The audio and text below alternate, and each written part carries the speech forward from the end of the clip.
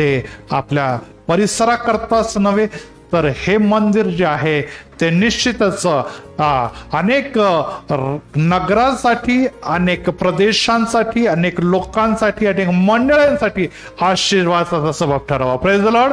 आणि या सर्व आपल्या प्रार्थना देवाचे अनुग्रह जे आहे त्यामुळे शक्य झालेला आहे. आणि आज जो आपण विषय विशेष करून घेणार आहोत की आम्ही प्रार्थना कशी आणि किती आणि केव्हा करणार आहोत. आणि यासाठी एक विशेष कॅरेक्टर आज आपण घेऊन अभ्यास करणार आहोत आणि तो कॅरेक्टर आहे योना. हा कॅरेक्टर आहे योना. आणि त्या योनाच्या बद्दल आपण शिकत असताना आपल्याला सर्व गोष्टी लहानपणापासून आपण संडे स्कूलमध्ये कदाचित शिकले राहा, परंतु आज आपण योना जो परमेश्वराचा निवडलेला अभिषिक्त आहे, परमेश्वराचा निवडलेला संदेष्टा आहे, आणि तो संदेष्टा जो आहे तो कशा प्रकारे आपलं हृदय कठीण करून बसलेला आहे हे देखील आपल्याला दिसून येतं. आणि त्यामुळे ह्याचा अर्थ हा आहे की आपण अनेकदा म्हणतो की आम्ही तर संदेष्टे नाही, आम्ही ते नाही. परमेश्वराचा कोणता देखील व्यक्ती कधी देखील आपले अंतःकरण कठीण करतो आणि कठीण केल्यामुळे तो प्रार्थनेपासून आणि म्हणजेच देवापासून तो दूर जातो. आणि त्यामुळे आम्हाला ही गोष्ट जाणून घेणं महत्वाचं आहे की खरोखर आमच्या जीवन प्रार्थनामय आहे किंवा नाही, की आम्ही एक विधी परंपरा म्हणून प्रार्थना करत आहोत किंवा आम्ही खरोखर प्रार्थना करत असताना खरोखर प्रार्थना एक टाइमपास म्हणून करत आहोत. प्रियांनो, आत्म्याने खरेपणाने सेवा केल्याशिवाय आमचा देव हा प्रार्थना स्वीकार करत नाही हे आम्हाला माहित आहे. कारण की आमचा देव आत्मा आहे आणि आमच्या आत्म्यातून अंतःकरणातून निघणारी भग्न हृदयाची प्रार्थनाच त्याच्यापर्यंत पोहोचते. आपली रेग्युलर जेवणावरची प्रार्थना, माझं संरक्षण कर, उषा पायथाला देवदूत, या सर्व गोष्टीची गरज आहे. देव जाणतो आपली गरज काय आहे, परंतु देवाला विशेष प्रार्थनेची गरज आहे. कारण की मातेच्या उदरापासून निघाल्यापासून आम्हाला देवाने या जगामध्ये जे ठेवलेलं आहे ते एक विशिष्ट योजना आणि संकल्प घेऊन ठेवलेला आहे. आणि ते संकल्प तुमच्या आणि माझ्या जीवनामध्ये जर पूर्ण होत नाही तर आम्हाला निश्चितच त्या संकल्प आणि देवाच्या सेवेला लाभ मिळणार नाही. आणि यासाठी आपण योनाकडे जेव्हा बघतो तेव्हा योनाकडे जेव्हा आपल्याला दिसतं की योना याला परमेश्वर पहिल्या अध्यायाच्या 2 वचनामध्ये म्हणतो की जा, उठ, मोठ्या निनवे शहरात जा आणि तिथे त्यांच्या विरुद्ध आरोळी कर, कारण दुष्टाई मज पुढे आलेली आहे. पण परमेश्वराच्या दृष्टी आड व्हावे म्हणून योना तार्शिश मध्ये पळून जाण्यास निघाला.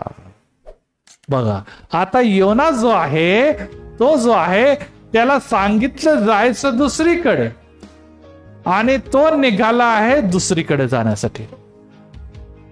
तो निघालाय दुसरीकडे जायला.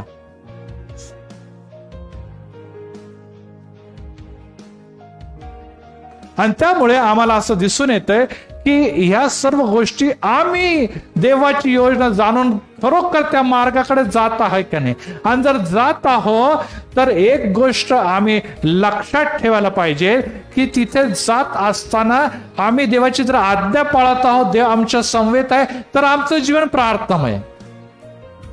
परंतु आम्ही जर दुसरीकडे भरकटलेलो आहोत तर मग हे जीवन प्रार्थनामय जीवन नसतं. कारण की आम्हाला माहिती आहे देव आमच्या बरोबर नाही. आम्ही कामच असे करत आहोत की तिथे ते काम करत असताना, त्या कामामध्ये जात असताना किंवा देवापासून न आवडणाऱ्या गोष्टी केल्यामुळे देव आमच्या बरोबर नाही आणि आमच्या प्रार्थना देखील देव ऐकत नाही. आम्हाला त्याची जाणीव असते.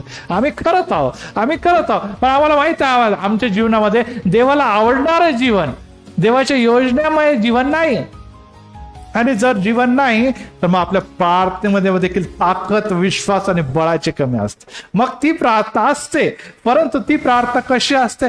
ती प्रार्थना जसं मी सुरुवातीला सांगितलं, एक विधी रूढी परंपराची प्रार्थना असते आणि ती पुरुषांसारखी, ते शास्त्रांसारखी ती प्रार्थना आहे. आणि आपल्याला असं दिसून येतं की योनाने काय केलेलं आहे की आता योना निघालेला आहे आणि योना निघत असताना देखील आपल्याला काय लिहिलेलं आहे की परमेश्वर दृष्टी आड व्हावे म्हणून त्यांनी तार्शीच निघून जाण्याकरता तो जहाजामध्ये बसला. तिथे कुठे लिहिलंय का योना प्रार्थना करून निघाले? नाही. जुन्या काळामध्ये जेव्हा आपण बघतो, जेव्हा जहाजाने प्रवास केला जात असे, आपल्याकडे देखील फॉरेन वरून मिशनरी येत होते. 6-6 महिने, 5-5 महिने, 10-10 महिन्यांचा त्यांचा प्रवास असायचा. आणि अनेक जे प्रवासी होते ते जहाजातून येणारा, इतक्या महिन्यामध्ये प्रवास करताना अनेक आजारी, अनेक साथी पसरायचे, अनेक लोक ते जहाजामध्येच आजारी पडायचे, अनेक लोक जहाजामध्येच मरण पावायचे. फार थोडे लोक जे आहेत तो प्रवास सुखरूप करून त्या ज्या स्थानाला त्यांना जायचं तिथे पोहोचत असे. कारण की हा जो प्रवास आहे तो मोठाच नव्हे तर अतिशय कठीण असा होता. त्याचप्रमाणे जहाज जे होते त्यांना लुटणारे चाचे देखील असायचे. ते जहाजाला थांबवायचे, लुटायचे, लुटालूट करायचे, लोकांना मारून टाकायचे. त्याच्याबद्दल देखील ऐकला. म्हणजे हा जो जहाजाचा प्रवास आहे हा सोपा नव्हता, महिने चालणारा होता, धोकादायक होता, जीव घेणा होता, तरी लोक प्रवास करायचे. आणि ह्या प्रवासाला हा निघतो, पण लिहिलंय का तिथे की योना हा जो संदेश होता तो प्रार्थना करून निघाला? काही नाही, निघालाय तो. आता निघाल्यानंतर आपल्याला दिसतं की बघा, आता कोणता पण सेवक, कोणता पण संदेष्टा, कोणता पण देवाचं कार्य करायला जेव्हा निघतो तेव्हा प्रार्थना केल्याशिवाय निघणार का? मी ते जर इथे यायला किंवा संदेश द्यायला येतो तेव्हा प्रार्थना करून मी येतो. इथे येतो मी प्रार्थना करून इथे उभा राहतो. कोणता पण संदेशता, कोणता पण सेवक किंवा विश्वासाला कोणत्याही प्रवासाला निघाल्यानंतर प्रार्थना करतो, निघतो. जर आपण निघत नसणार तर निघा जरूर. प्रार्थना करून निघणं हे गरजेचं आहे, कारण की प्रवास जो आहे त्याचं संरक्षण करण्याकरता आपल्याला एक स्तोत्र 121 देखील निश्चितच वाचून किंवा प्रार्थनापूर्वक करून निघायला पाहिजे. योना निघाला, परंतु तो प्रार्थना करून निघाला नाही. का नाही निघाला? आपल्याला माहिती आहे, देव सांगत होता कुठे जा? निनवेला. आणि मी निघालोय तार्शिशला. मग कसे काय प्रार्थना करायची? आपण देवाच्या आज्ञाच मोडणार आहे, मग कसं काय प्रार्थना करायची? पुढे आपल्याला असं दिसतं की जेव्हा तिथे तो प्रार्थना करून निघाला नाही, आणि त्यांनी काय प्रश्नामध्ये असं सांगितलेलं आहे की 4थ्या वचनामध्ये, तेव्हा परमेश्वराने समुद्रात प्रचंड वायू सोडला आणि समुद्र तुफान निर्माण झाले. जहाज आता फुटण्यास लागलेले आहे. 4थं वचन मध्ये लिहिलेलं आहे. तळाशी घाबरलेले आणि आपापल्या देवताचे धावा करू लागलेले आहे. आणि मग जहाज हलका करण्यासाठी समुद्रात त्यांनी माल देखील फेकून दिलेला आहे. बघा, आता कोणी वादळ निर्माण केलं? कोणी तुफान निर्माण केलं? सैतानाने केलं का? परमेश्वराने तुफान, परमेश्वराने वादळ, अशा प्रकारचं वादळाने तुफान निर्माण केलेले की आता ते जहाज आता फुटतं की तेव्हा फुटतं, आता बुडतं की तेव्हा बुडतं, असं भयानक तुफान तिथे परमेश्वराने निर्माण केलेलं आहे. परंतु शेवटी काय लिहिलंय? योना तर जहाजाच्या तळाशी जाऊन गाढ झोप घेत पडला होता. लोक जे परमेश्वराला, यहोवाला माहित नव्हते, ओळखत नव्हते, ते आपापल्या देवाची आराधना करायला लागले. कारण की त्यांना माहिती आहे आता आम्ही कधी बुडलो, कधी मेलो, आता काय खरं नाही. आता शेवटी मरणाच्या अगोदर आपण देवाची जर आराधना केली, देवाच्याकडे विनवणी केली तर कदाचित बुडण्यापासून आम्हाला देव वाचवेल, आपला देव. परंतु प्रार्थना ऐकली जाते. मग योना जैसा जिवंत परमेश्वर आहे, ज्याने आकाश व पृथ्वी निर्माण केली, समुद्र देखील निर्माण केलं, त्याच्यावरच्या लाटा देखील निर्माण केलं, योना काय करतो? झोपलेला. गाढ कुठे? तळाशी झोपलेला. तळाशी झोपून गेलेला आहे. आता मला नाही वाटत एवढं लाटा बिटा आल्यानंतर एवढं लोक आरडाओरडी करत आहे, पाणी घुसत आहे, लोक देवाची प्रार्थना करत आहे, कोणी व्यक्ती झोपू शकतं का? नाही. तरी तो झोपून आहे, खोटं नाट्य झोपून आहे, कसा तरी तो अंग टाकून झोपलेला आहे. प्रार्थना करत आहे का तो? लिहिले का तिथे? नाही. परके लोक प्रार्थना करते, पण देवाचा या संदेशला प्रार्थना किती कठीण हृदय होतं. बघा, देवाला सोडून जेव्हा आपण दुसरीकडे जातो, आपलं हृदय ऑटोमॅटिकली कठीण होऊन जातं.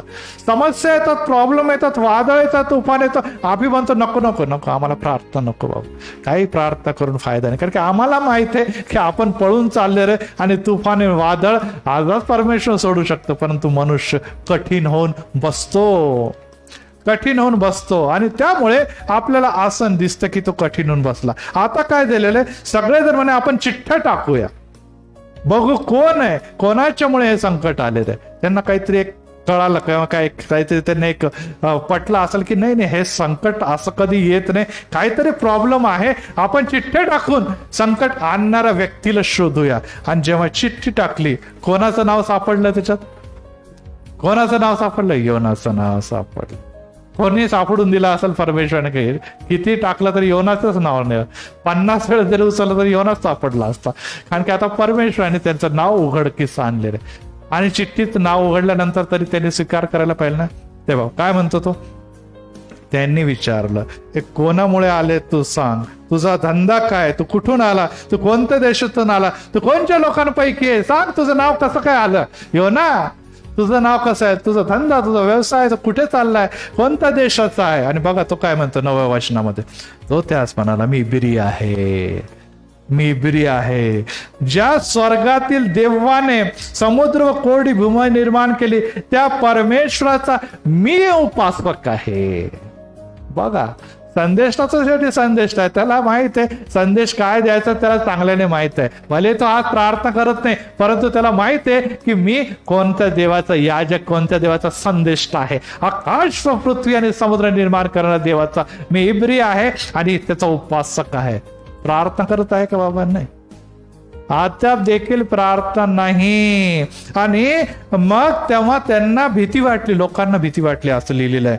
आणि ते म्हणाले, हे तू काय केलं, परमेश्वराजवळ पळून चाललेलं आहे. त्यांना कळालं, तेव्हा त्यांनी तसं सांगितलं. त्यांना सांगितलं योनाने की परमेश्वराने म्हटलं निनवेला जा, मी तार्शीशला पळून चाललेला आहे. दुसऱ्या दिशेला परमेश्वराने जो एक मार्ग दाखवलेला आहे, त्या मार्गाकडे मी जात नाही, माझा मार्ग दुसरीकडे आहे, मी भरकटलेल्या मार्गाकडे चाललेला आहे.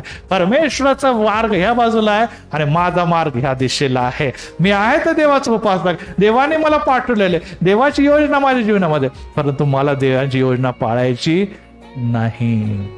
हो प्रियानो, असं आम्हाला अनेकदा कळतं, पण आपण म्हणतो आपलं मन कठीण करतो. आपल्याला संदेश ऐकायला मिळतं, आपल्याला बायबल मधून वचन मिळतं, आपल्याला माहिती आहे की आपल्याला मंदिराला जायचं, आपल्याला माहिती आहे की आपल्याला चर्चला जायचं, आपल्याला माहिती आहे की आपल्याला बायबल वाचायला पाहिजे, आपल्याला माहिती आहे आपल्याला प्रार्थना करायला पाहिजे, आपल्याला माहिती आहे की आपल्या जीवनामध्ये देव नाही तर त्याचा जीवनाचा काही अर्थ नाही, आपल्याला माहिती आहे की देवाने मला निवडलं यासाठी की त्या स्वर्गीय राज्यामध्ये जायचंय. हे सगळं काही कळून देखील अनेकदा आम्ही आपलं मन अंतःकरण कठीण करून बसतो आणि प्रार्थना सोडून देतो आपल्या जीवनामध्ये.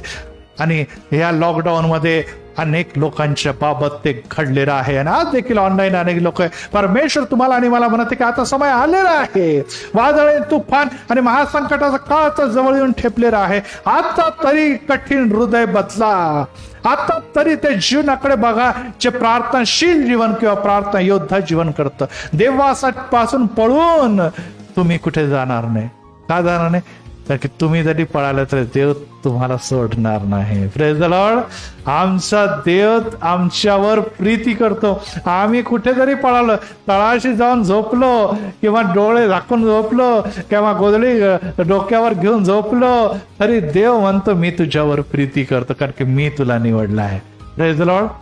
यासाठी नाही की तुला बुडवायचं आहे, यासाठी नाही की तुला मारायचं आहे, यासाठी नाही की तुला पतन, तुला त्या स्वर्गीय राज्यात नेण्याच्या अगोदर या जगामध्ये तुझ्याकडून सेवा करून घ्यायची, यासाठी मी तुला निवडलंय. Praise the Lord.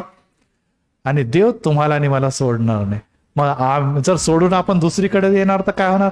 मग वादळ येणार, मग तुफान येणार. आज अनेकांच्या जीवनामध्ये, तुमच्या जीवनामध्ये प्रियांनो ऐकणाऱ्या सत्य लोकांना मी सांगतो, तुमच्या जीवनामध्ये वादळ आणि तुफान आहे, सगळ्या प्रकारचे हल्ले आहे, आजार आहे, विकार आहे, समस्या आहे. तो ओळखा की मी खरोखर देवाच्या मार्गाकडे, निनवेकडे चाललोय की तार्शीशकडे पळून चाललोय. जर तार्शीशकडे पळत आहे ते तुफान वादळ थांबणार नाही. देव तुमच्या प्रार्थनेचं आणि देव तुमच्या वळण्याचा वाट बघत आहे. तो म्हणतो की येस, मी पळून चाललेलं आहे. तेव्हा ते लोक म्हणतात की आता समुद्र शांत व्हावा, आता आम्ही काय करावा?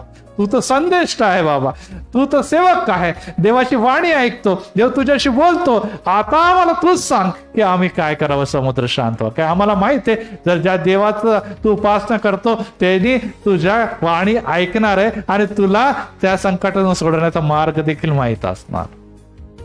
आणि मग तो काय म्हणतो, मला समुद्रामध्ये फेकून द्या, मला समुद्रामध्ये टाकून द्या, म्हणजे हे वादळ टळेल.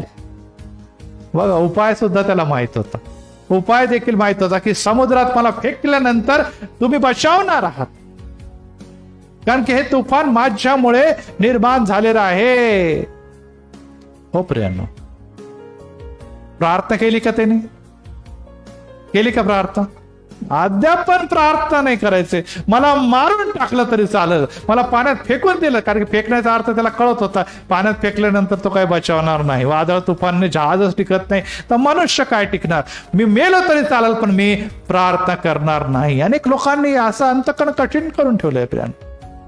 मरणापाय परिस्थिती घरामध्ये आहे. आज मरतो की उद्या मारतो हे माहित नाही, आज जातो की उद्या जातो हे आमच्या जीवनात आम्हाला माहित नाही, तरी देखील प्रार्थना नको, कारण की आम्ही देवाला सोडून पळून चाललेलो आहे. आम्ही देवाला सोडून कुठेतरी दूर घरपटलेलो आहोत. हो प्रियांनो, देव तुमच्यावर माझ्यावर प्रीती करतो. वादळ, तुफान, लाटा, आजार, समस्या हे तुमच्या जीवनामध्ये आहे आणि ते कधी देखील दूर होणार नाही जोपर्यंत तुम्ही त्याची वाणी ऐकून त्याच्या मागे, त्याच्या योजनेमध्ये जाणार नाही. Praise the Lord. तुफान, वादळ तुमच्यामध्ये, तुमच्या घरामध्ये जाणार आहे. कदाचित तुमच्या घरात कोणी प्रार्थना करणार नसेल, कदाचित तुमच्या घरामध्ये विश्वासणारे नसतील, कदाचित तुमच्या घरामध्ये ओळखणार नसतील, परंतु तुम्ही विश्वासणारे आहात. तुम्ही देवाचे निवडलेले लोक आहात आणि तुम्ही जर देवाची प्रार्थना नाही करत तर तुमच्या घराचा वर संकटाचे कारण ते नाही तुम्ही आहात. कारण की देवाने तुम्हाला त्या घरामध्ये यासाठी विश्वासणारा सेवक आणि व्यक्ती म्हणून ठेवलेलं आहे की तुमच्याद्वारे तुमच्या घराचा आणि घराण्याचा बचाव. Praise the Lord. परंतु तुम्ही विश्वासणारे असून देखील आज अविश्वासासारखे जर पळायला लागले तर मग तुमच्या घराण्याचा तारणाचा मार्ग देवाला कसं काय करणार? तुम्हाला देवाने ठेवलंच यासाठी जगामध्ये, मला जगामध्ये यासाठी ठेवलं की माझ्या घराण्याचं तारणाचं कारण मी ठरावं. आज इथे निनवेचं तारणासाठी योना कारण ठरणार होता, परंतु तो पळून चालला होता. आम्ही किती दिवस पळणार देवापासून, किती दिवस देवाची योजनेपासून पळणार. वादळ तुफान थांबणार नाही, कारण की वादळ तुफान योनाला मारण्यासाठी नाही, ते वादळ तुफान त्याला बदलण्यासाठी आहे. Praise the Lord.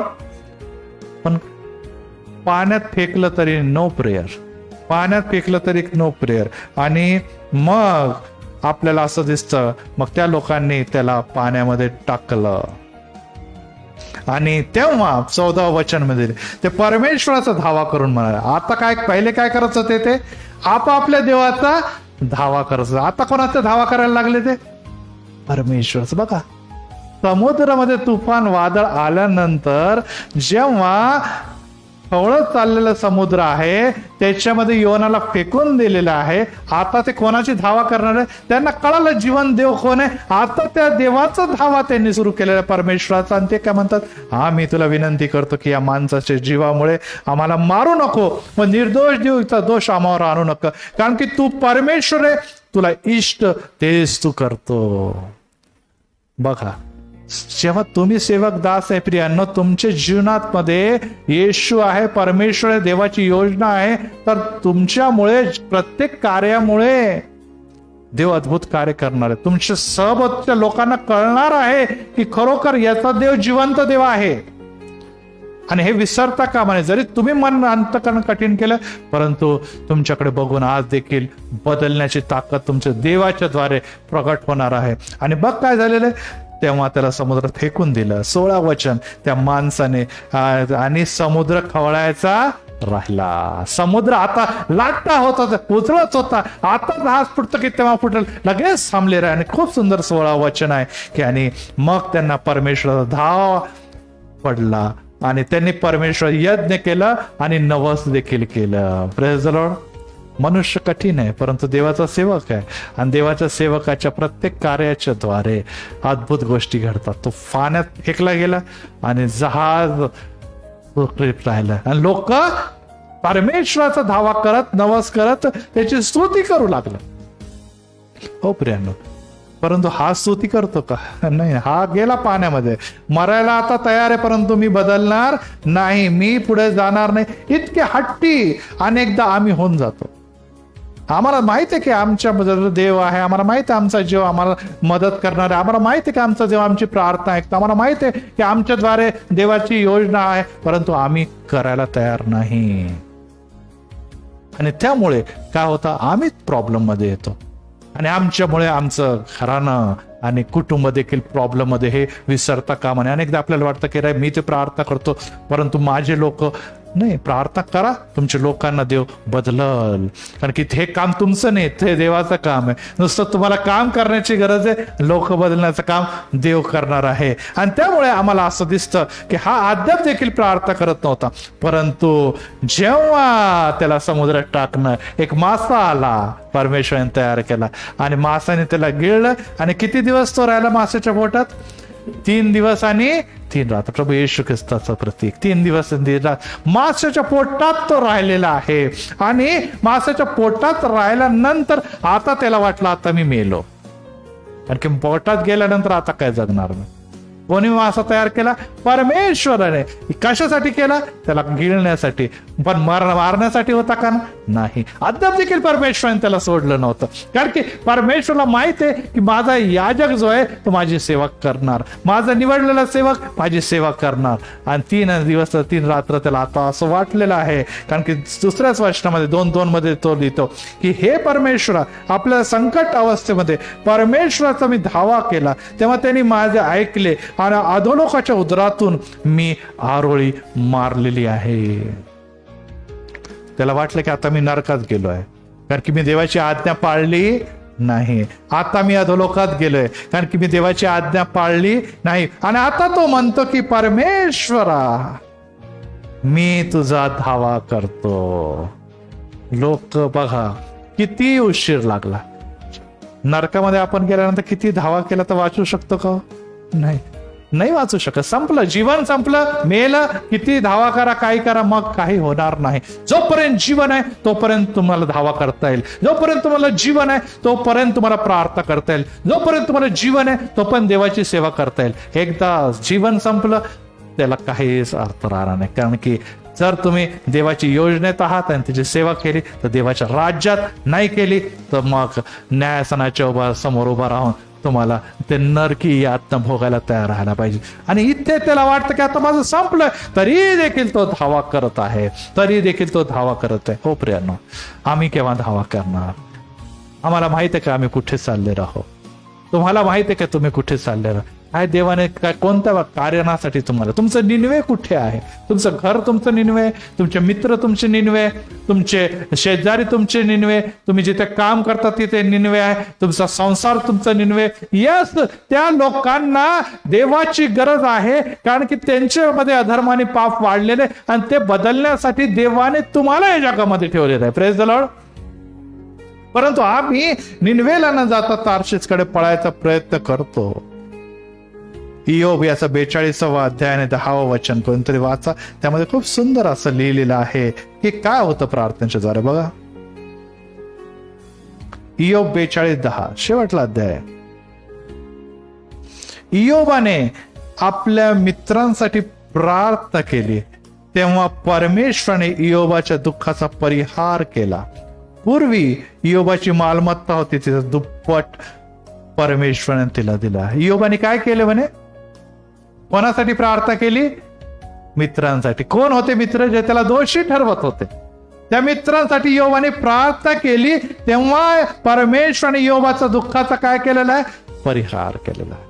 आपण आपल्या शत्रूंसाठी प्रार्थना करत आहोत का? आपल्या विरोधात बोलतात त्यांच्या विरोधात प्रार्थना करतो का? आणि जर आपण करत आहात तर देव म्हणतो यांच्यासाठी प्रार्थना कर, मित्रांसाठी प्रार्थना कर, मैत्रिणीसाठी प्रार्थना कर, शेजाऱ्यांसाठी प्रार्थना कर. आणि जेव्हा ती प्रार्थना केली, इयोबचे सर्व दुःख, इयोबचे सगळं संकट, इयोबचे सगळे प्रॉब्लेम सॉल्व्ह झालेले आणि परमेश्वराने काय दिलेलं आहे? त्याला दुप्पट दिलेलं आहे. बघा, देव प्रार्थनेची, तुमची आणि माझ्या प्रार्थनेची वाट बघत आहे. आणि जोपर्यंत आपण प्रार्थनेसाठी त्याच्या जवळ येणार नाही, मला सांगू द्या, देव समस्यातून तुम्हाला सोडवणार नाही, संकटातून तुला सोडवणार नाही. आणि इथे देखील आपल्याला असं दिसतं की बघा 9वं वचन, 2रा अध्याय, योना 2:9 मध्ये, मग मी तुला आभार प्रदर्शनचे यज्ञ करील, मी केलेले नवस फेडेल, कारण परमेश्वरापासून होतं. योग काय प्रार्थना करत आहे? मग मी तुला आभार प्रदर्शनचं यज्ञ करणार आहे परमेश्वर. मी जे नवस आहे की मी तुझी सेवा करणार म्हणजे करणार, ती मी करत आहे परमेश्वर. आणि तारण परमेश्वरापासून होतं. 10 वचनात मग परमेश्वराने मत्स्य प्रार्थना केली, तेव्हा योनास कोरडी भीमवर त्याने ओकून टाकलं. Praise the Lord. प्रार्थना केलेली आहे. दुसरा अध्यायाचे टायटलच आहे की मत्स्याच्या पोटातून उपकार स्तुतीची प्रार्थना. जेव्हा त्याने प्रार्थना केली त्याला एक नवजीवन लाभलं. प्रियांनो, हे लक्षात ठेवा, तुमच्या प्रार्थनेचा देव वाट बघत आहे. तुमच्या प्रार्थनेची देवाला गरज आहे, कारण की तुम्ही त्याच्या सेवकाने दास म्हणून वेगळे केलेले आहात. परंतु अनेकदा आम्हाला नीतिसूत्रामध्ये लिहिले की मनुष्याला आपला एक मार्ग सरळ दिसतो, परंतु त्याचा शेवट मृत्यू पथात जाऊन मिळतो. मनुष्याला वाटतं मी चांगला करतोय, मी माझ्या घरासाठी श्रम करतोय, मी माझ्या कुटुंबासाठी श्रम करतो, मी माझ्या लेकरा बाळांसाठी श्रम करतो, माझ्या पत्नीसाठी श्रम करतो. यस, देवाला देखील या जगामध्ये तुम्हाला नेमलंय, कारण की आपले सामाजिक किंवा कौटुंबिक जबाबदारी आहे, परंतु यासाठीच देवाने तुम्हाला निर्मित केले आहे का? हा प्रश्न विचारला तर यासाठीच देवाने तुम्हाला ख्रिस्ती आणि ख्रिस्तामध्ये तारण दिलं आहे का? याचा देखील देव प्रश्न विचारणार. परमेश्वराचा पवित्र आत्मा तुम्हाला सामर्थ्य प्राप्त होईल. Praise the Lord. हे नुसतं पाळकासाठी सुवार्तिकासाठी नाही, तेव्हा तुम्हाला सामर्थ्य प्राप्त होईल आणि यरुशलेम पासून यहुदिया, शमरोनी आणि पृथ्वीच्या शेवटापर्यंत तुम्ही माझी साक्ष व्हाल. परमेश्वराने तुम्हाला जे काही दिलेले आहे, जे काय बायबलचे वचन, जे काय शिक्षण, जे काय अनुभव, जे काही साक्ष, ती कुटुंबासाठी तर आहेच, परंतु ते इतरांसाठी देखील आहे प्रियांनो. आणि त्यासाठी देवाने तुम्हाला आणि मला निर्मित केलेलं आहे. परंतु आपण अनेकदा निनवेकडे न जाता आपण काय करतो? तार्सेसचा मार्ग धरतो. आणि त्यामुळे आपला मार्ग जेव्हा आपण सोडतो तेव्हा तो मार्ग मृत्यू पथाकडे नेतो. काय झालं? हा कुठे गेला? जेव्हा त्याने तार्सेसचा मार्ग मृत्यू सारखे पाण्यामध्ये फेकून दिला गेलेला. अनेकदा आपल्याला वाटतं की अरे वा किती चांगलं आहे. तो जेव्हा जहाजाकडे आला की तिथे काय तसं असतं, तिथे बंदरावर पोहोचला, तिथे एक सुंदर जहाज उभं होतं. आणि मग ते म्हणे अरे एकच जागा खाली आहे, एकच जागा खाली, चला तुला तिकीट मिळतं. त्याने खिशात तपासलं, तारशीत का कितना भाडा? अरे माझ्याकडे आहे पैसे, जायसाठी पण पैसे, कधी सुटणार आहे? लगेच सुटत जहाज. बघा, जहाज पण उभा आहे, जाण्यासाठी जागा पण आहे, जाण्यासाठी पैसे पण आहे, सर्व काही व्यवस्थित. म्हणून आपल्याला वाटतं खरोखर हाच देवाचा मार्ग आहे, हाच आपल्याला देवाचा मार्ग. किती सगळं काही जुळून येते, सगळं काही योगायोग आहे, सगळं काही सुंदर दिसत आहे, म्हणजे हाच देवाचा मार्ग. पण तो देवाने आपल्याला सांगितलं दुसरं काही असतं आणि आपल्याला अनेकदा वाटतं की खरोखर हे सगळं काही चांगलं चांगलं चांगलं दिसतं. त्याचं जेव्हा जसं बघितलं, अरे सुंदर हिरवळ आहे, तिथे माझ्या प्राण्यांना चरवण्याची जागा आहे, तिथे नाईल नदीचं सर्व सौंदर्य आहे, तिथे सगळं भरभराट आहे, म्हणजे हेच जी जागा आहे सदोम आणि गमोरा, हेच माझं राष्ट्र. परंतु अब्राहमाने ते निवडलं नाही. अब्राहमाला काय सांगितलं होतं? तुला कनान देश आहे तुझ्यासाठी. Praise the Lord. तुझ्यासाठी कनान देश आहे. परंतु हा कोण कशाला निवडतो? सदोम आणि गमोरा निवडतो. हो प्रियांनो, आम्ही जगातल्या गोष्टी निवडतो आणि तेच माझ्यासाठी काय आहे? निनवे म्हणून चालायला लागतो. परंतु देवाची इच्छा तुमच्यासाठी काय हे जाणून घेणं महत्वाचं आहे. इथे देखील सर्व काही जुळून आलं, त्यामुळे त्याला वाटलं की यस, हेच माझं डेस्टिनेशन आहे, मी इथे जाणार. आणि पण घडलं काय? शेवटी परमेश्वर आपल्या प्रियजनांना सोडत नाही. का नाही सोडत? प्रश्न येतो, का सोडत नाही? कारण की त्याने तुम्हाला मातेच्या गर्भापासून निवडलं आहे. Praise the Lord. त्याची योजना आणि संकल्प तुमच्यासाठी हिताचे आहे, अनिष्टाचे नाही. आणि वचन पुढे काय होतं? यिर्मया संदेष्टा म्हणतो की जेव्हा जाऊन तुम्ही माझा धावा कराल, मी तुमची प्रार्थना ऐकेन. Praise the Lord. तुमच्यासाठी संकल्प हिताचे. मागील दिवसामध्ये माझी मम्मी गेली, माझी पत्नी गेली, तेव्हा परत पुष्कळ लोकांनी म्हटलं, पाळकतात तुम्ही एवढी प्रार्थना करतात, एवढं चर्च घेतात, एवढं मंदिरासाठी झटतात, एवढं कोरोनामध्ये काय काय काय काय तुम्ही केलं, आणि तरी देखील तुम्हाला काय प्रॉब्लेम? एवढं समस्या काय? खरोखर तुम्ही काय मनापासून करतात की नाही करत? आणि तुम्ही विचारा ना देवाला, देवाने असं तुमच्या बरोबर का केलेलं आहे? तुम्हाला एवढं संकट, एवढं समस्या, एवढं सगळ्या प्रकारच्या कठीण परिस्थितीतून जावं लागत आहे. मी त्यांना म्हटलं, सगळ्यात पहिली गोष्ट, मी त्या पात्रतेला स्वतःला समजत नाही की मी देवाला प्रश्न विचारावा. माझी लायकी नाही, कारण की मला माहित आहे की त्याचे संकल्प माझ्यासाठी काय हिताचे आहे. व्यक्ती गेले, प्रियजन गेले, परंतु ह्याचा अर्थ नाही की माझं अहित झालं. माझा देव तर माझ्या बरोबर आहे ना. Praise the Lord. तो मातेच्या गर्भापासून माझ्या बरोबर होता. आज माझी पत्नी आणि कुटुंबीय गेले तरी माझ्या बरोबर आहे, आणि पुढे देखील मला देवाच्या बरोबरच चालायचं. Praise the Lord. त्यामुळे मी माझं हित ना हित कोठे लपलेलं आहे, देवाच्या योजनेमध्ये लपलेलं आहे. मग संकट येणार, समस्या येणार, वादळ येणार, आणि लक्षात ठेवा प्रियांनो की संत घडवण्यासाठी, देवाची मंडळी घडवण्याचे संकट हेच काय आहे, तुमचं तयार करण्याचा, देवाला तयार करण्याचा मार्ग आहे. संत जे तयार करण्यासाठी, संत जे आहे तेच कशाने तयार होतं? संकट आणि समस्याने. पौल काय म्हणतो? मी संकटाचा अभिमान बाळगेन. Praise the Lord. मी संकटाचा काय बाळगेन? अभिमान, कारण की ते संकट मला देवाच्या आणखीन जवळ घेऊन जातं. इथे देखील आपल्याला दिसतं की हा जेव्हा पळून चालला होता तेव्हा काय झालेलं आहे?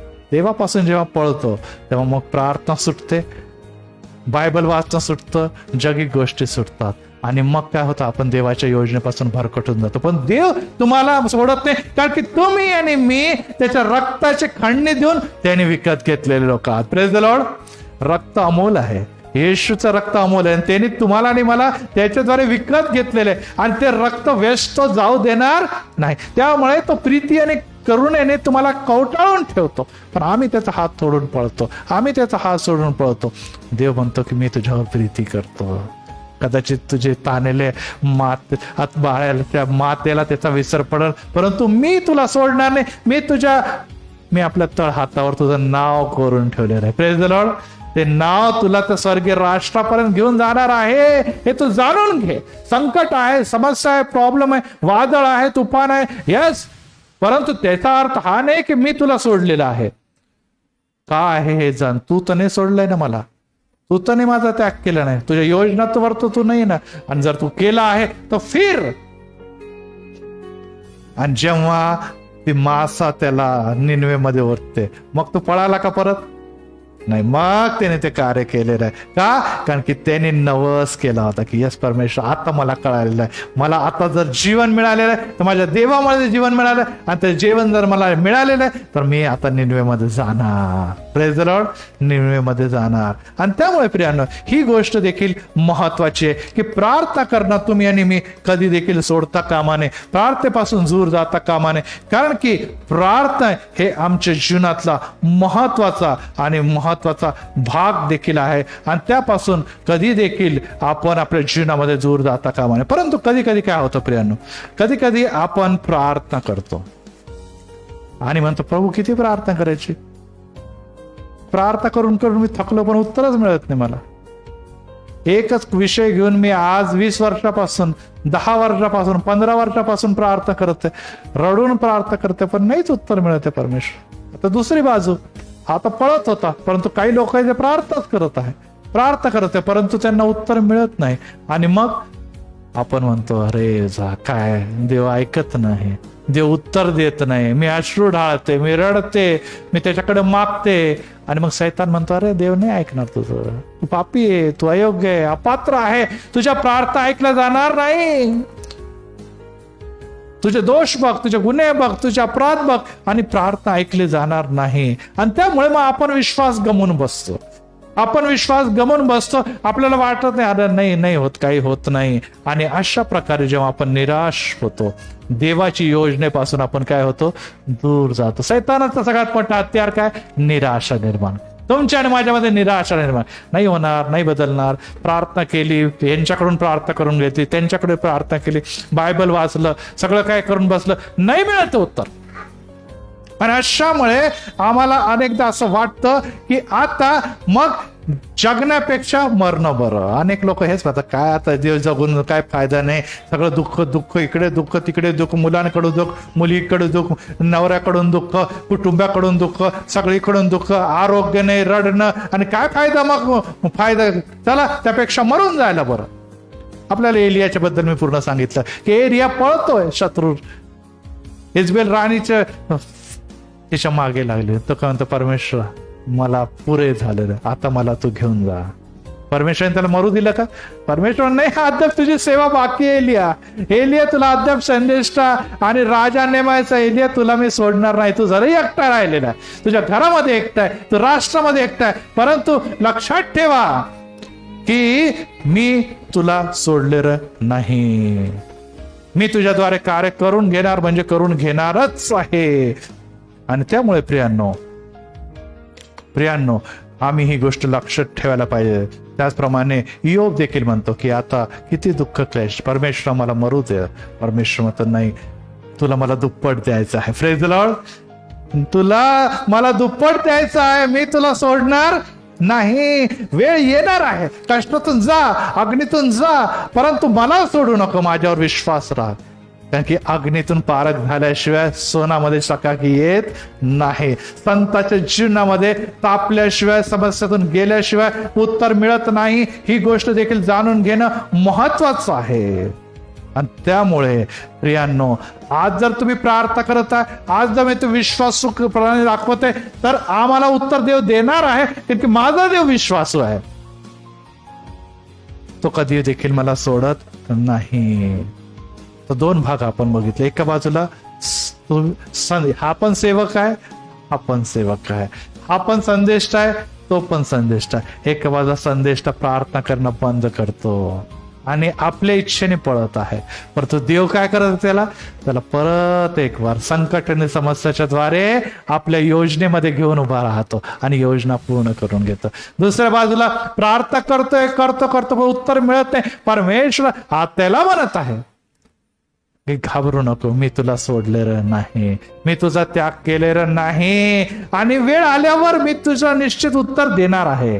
वेळेची वाट बघ, वेळेची वाट बघ. आज तुमच्या आणि माझ्या जीवनामध्ये दुःख आणि क्लेश, संकट, समस्या, विश्वास राखा आणि विश्वासाच्या द्वारे तुमच्यामध्ये आशा निर्माण होणार आहे. आणि आशा कदापि लाजवत नाही, कारण की आम्ही आशा कोणावर ठेवलेली, आम्ही भरोसा कोणावर ठेवला, आमचा विश्वास कोण, तो जगाचा निर्माण करता परमेश्वर. Praise the Lord. आणि तो कधी देखील फसवत नाही. मनुष्य फसवाला, कदाचित मुलं फसवतील, कदाचित पत्नी फसवाल, कदाचित जगातले धन संपत्ती, आरोग्य तुम्हाला फसवाल, पण देव तुम्हाला फसवणार नाही. आणि देवा जसं सुरुवातीला त्याचे संकल्प तुमच्यासाठी हिताचे आहे, हिताचे आहे. आणि हा विश्वास जेव्हा तुमच्या आणि माझ्या निर्माणमध्ये जन्म, तेव्हा तुम्ही आणि मी तर संत बनतो जे देवाला आवडतात. Praise the Lord. आणि तो मग देव तुम्हाला आणि मला आपल्याकडे, आपल्या राज्यासाठी, आपल्या योजनेसाठी निर्माण करतो. आज प्रियांनो, तुमच्या प्रार्थनेत नाही तर प्रार्थना करा, गुडघ्यावर या, अश्रू ढाळा, देवापासून पळू नका. वेळ कठीण आहे. तुमच्याकडे देवाने अनेक आत्मे दिलेले आहे. ख्रिस्ती मंडळीमध्ये असो किंवा जिथे असो, ते घर असेल, कुटुंब असेल, शेजारी असेल, त्याची जबाब देव तुमच्याकडून विचारणार आहे. आणि त्यामुळे देव तुम्हाला आज जर पीडत आहे तर फिरा, प्रार्थनेकडे या आणि देवाच्या योजनेसाठी रुजवा. काही जर तुम्ही प्रार्थना करत, घाबरू नका. थोडा वेळ संकट आहे, थोडा वेळ समस्या आहे, थोडा दिवस वादळ आहे, परंतु देवाला म्हणा की यस, मला विश्वास आहे, माझा देव विश्वासू आहे, माझा देव न्यायी आहे, तो माझी प्रार्थना ऐकणार आहे. आणि त्यामुळे ज्या गोष्टी आजवर तुमच्या जीवनात घडल्याने, त्या गोष्टी देखील घडल्याशिवाय राहणार नाही. Praise the Lord. आहे का विश्वास तुम्हाला? आहे तर परमेश्वर तुम्हाला देणार आहे. कारण की आम्ही पाळकावर विश्वास ठेवला नाही, आम्ही देवाच्या जिवंत वचनावर आणि अभिवचनावर विश्वास ठेवलेला आहे. आणि तो देव फसवत नाही, तो देव तुम्हाला कधी देखील सोडत नाही. आणि यामुळे प्रियांनो, आजची ही स्टडी तुमच्या आणि माझ्यासाठी की योनाने जेव्हा आपली बाजू परतली, जेव्हा त्याने कळालं यस, मला प्रार्थनेच्या शिवाय, देवाच्या योजनेच्या शिवाय दुसरा कोणताच मार्ग नाही. परमेश्वराने त्याची सेवा तर आशीर्वादित केली, परंतु मोठं नगर ते देखील बचावलं गेलेलं आहे. Praise the Lord. प्रार्थना करूया. प्रभू, आम्ही तुला गौरव धन्यवाद देतो, कारण की स्तुती धन्यवादाचा समय तू आम्हावर प्रीती, करुणा व दयेची ओतणी केलेली आहे. प्रभू, तू आम्हाला कदापि सोडत नाही, आमचा कदापि त्याग करत नाही, कारण की तू आम्हावर प्रीती करतो. हो पित्या, आम्ही तुझ्यापासून पळतो. जशी माता पवित्र परमेश्वर तुझं वचन आम्हाला सांगते, तशी तू आमच्यावर प्रीती आणि प्रेम करतो. जशी कोंबडी आपल्या पिल्लांना पंखाखाली घेते, तशी तू आम्हाला पंखाखाली घेण्याची तुझी इच्छा आणि योजना आहे. परंतु आम्ही पित्या पळतो, आम्ही तुझा त्याग करतो आणि मग आम्ही सैतानाच्या पवित्र पित्या जगातल्या पाश्चाच्या आणि देहिकत्यामध्ये जखडलं जातो आणि मग आम्ही प्रार्थना आणि देवाला विसरून जीवन जगतो. मग संकट येतात, वादळ येतात, तुफान येतात आणि मग आम्ही आणखीन खचून जातो. आज परत एक वार येशू या प्रार्थने वादळाच्या नंतर जेव्हा त्याचे नेत्र उघडले की बघा माझा या देव मला माणसाच्या पोटाच्या द्वारे जीवनदान देतो, तो किती माझ्यावर प्रीती करतो. आज येशू तू देखील आम्हासाठी मरण पावला आणि तिसऱ्या दिवशी मेलेल्यातून परत उठला, यासाठी की आम्ही मेलेले राहता कामा नये, आम्हाला जीवन आणि सार्वकालिक जीवन मिळावं. त्याचप्रमाणे जेव्हा योना त्या पोटातून बाहेर पडला, तो अनेकांचे जीवन बदलण्यासाठी, देवाचं तारण त्यांना घोषित करण्यासाठी सबब आणि कारण ठरलेलं आहे. ओ देवा, आज आम्हावर दया कर, आज आम्हावर कृपा कर. आम्ही पळत आहोत, आम्ही पवित्र पित्या तुझ्या योजनेपासून पळत आहोत. तू आम्हाला घर दिलेले, आम्हाला लेकर दिलेले, आम्हाला शेजारी दिलेले, आम्हाला मित्रमंडळी दिलेले, आम्हाला कुटुंब दिलेले आणि पित्या आमच्याद्वारे त्यांच्या जीवनामध्ये कार्य करावं आणि निनवे ते बनावं ही तुझी इच्छा आहे पित्या. परंतु आज पित्या आम्ही त्या लोकांसाठी देखील प्रार्थना करत आहोत जे मागत आहे, जे रडत आहे, जे प्रार्थना करत आहे आणि त्यांना देखील तू सांगत आहे की यस, चांगली आहे बाबा आहे, तुमचं रडणं, तुमचं अश्रू हे व्यर्थ जाणार नाही. ज्या प्रकारे पवित्र पित्या मी तुमच्या अश्रूचे मोजमाप त्या बुदलीमध्ये भरून करत आहे. सेवक जण धावा करतात आणि परमेश्वर त्यांच्याकडे कान देतो. हे माझं वचन पवित्र परमेश्वर, त्याबद्दल आम्ही तुला धन्यवाद देतो. तू आम्हाला सोडलं नाही, परंतु अग्नीतून तापून तू आम्हाला विश्वासात, सेवेत, सामर्थ्यात आणि पवित्र परमेश्वर कळवळीमध्ये दृढ करत आहे, मजबूत करत आहे. त्याबद्दल धन्यवाद देतो. आज आमचे सर्व संकट, आमचे सर्व अश्रू हे दूर करण्यासाठी पित्या तू तयार आहे. नुसतं आमच्या घरापुरतच नव्हे, तर आमच्या प्रार्थनेच्या द्वारे अनेकांच्या जीवनामध्ये तू बदल घडण्यासाठी तयार आहे. यासाठी तू आमची निवड केली. त्यामुळे पित्या, जर तू आम्हाला संकटातून, वादळातून नेत आहे, तर आम्ही पेत्राप्रमाणे वादळावरून चालवं ही तुझी इच्छा आहे. हालेलुया. आम्ही पवित्र पित्या बुडणारे नव्हे, तर पेत्राप्रमाणे वादळ तुडवत चालणार आहे. पेत्र जेव्हा बुडू लागला तेव्हा तो म्हणतो, प्रभूजी मला वाचवा. यस येशू, आज परत एक बार आम्ही पेत्राप्रमाणे म्हणतो, प्रभूजी आम्ही बुडत आहोत, आम्हाला वाचवा. प्रभूजी आमचे घर बुडत आहे, आम्हाला वाचवा. प्रभूजी आमचे मंडळीचे अनेक लोक बुडवत आहे, प्रभू त्यांना वाचवा. आणि येशूने हात पुढे करून त्याला धरले आणि त्याला नावेमध्ये नेलं, तारवात नेलं आणि वादळ थांबलं. हालेलुया. हो येशू, जेव्हा आम्ही तुझा हात धरतो वादळ थांबतं, तुफान थांबतात. आज येशू आमच्या घरातलं वादळ आणि तुफान तू थांबव बाप्पा. आम्ही तुझा हात धरून तुझ्या मागे चालू इच्छितो आणि पित्या ते तू करणार आहे आमचा विश्वास आहे. आज ऑनलाईन मध्ये अनेकांना तू स्पर्श केलेला आहे, अनेकांच्या जीवनामध्ये कार्य केलेलं आहे. आता वेळ आहे की ख्रिस्ती मंडळीचे जे लोक मंदिरात आले त्यांना तेलाचा अभिषेक, त्यांच्या जीवनाला सांत्वन, धीर आणि पवित्र परमेश्वर विशेष करून विश्वास निर्माण व्हावा की माझा देवाचा स्पर्श, माझा देवाचा अनुग्रह माझ्या सभोवती आहे. रक्ताचे कोट उभारून तू माझं संरक्षण करणार आहे आणि मला त्याचं याजक, त्याचा दास, त्याचा सेवक, त्याचा अभिषिक्त म्हणून वेगळं केलेलं आहे. धन्यवाद असो येशू तुझ्या कृपेबद्दल. प्रभू येशूच्या नावात आमेन, आमेन, आमेन.